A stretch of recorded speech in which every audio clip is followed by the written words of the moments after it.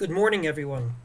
One of the more common things that happen in Shul is that we're so engrossed in the laws of davening, the laws of the sanctity of the synagogue, maybe Tefillin, Tallit, Kriyas Torah, that we sometimes forget the other mitzvot of the Torah. And I saw this in front of my eyes the other night. A man over 90, very special man, walked from the middle of the shul to the front of the shul in order to lead us in services for Ma'ariv. Not one person stood up for him. Not one. We're talking about a shul, a very holy place, and no one there thought of fulfilling the mitzvah d'oraisa of standing up for someone so senior.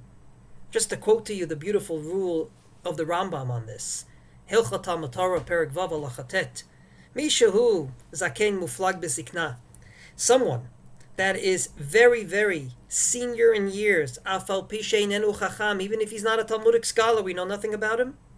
Says the Rambam, and I quote, Omdim lefanav, you stand up for him. This is not a hard mitzvah, this is a very easy mitzvah, to stand up for someone that's elderly. And yet, in a shul, not one person thought of doing it. I think this is very typical of something that happens in many synagogues. And that is that when you're in the confines of shul, it seems like all the rest of the laws of the Torah don't apply. When you're in the confines of shul, many different things can happen that won't happen outside. And this is one of the many examples. On a bus in Israel, there's signs, Mipnei Sevat Takum, but you don't even need the signs. Every kid after 5, 6 knows. An elderly person comes on the bus, you stand up and you offer your seat. Therefore, I think it's a wake-up call for many of us. And that is that as much as shul is important, Ma'ariv is important, Ma'ariv at best is a derabanan minus called a reshut, whatever that might mean. Standing up for someone elderly is a mitzvah d'oraisa.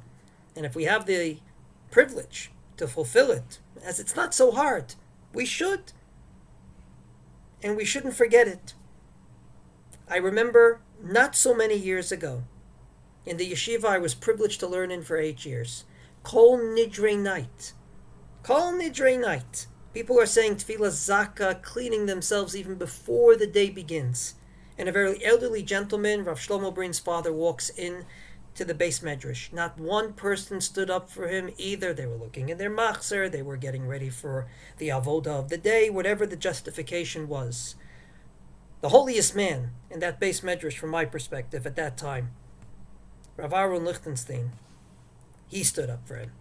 And it was a wake-up call for me then, and I believe what happened this week is a wake-up call as well.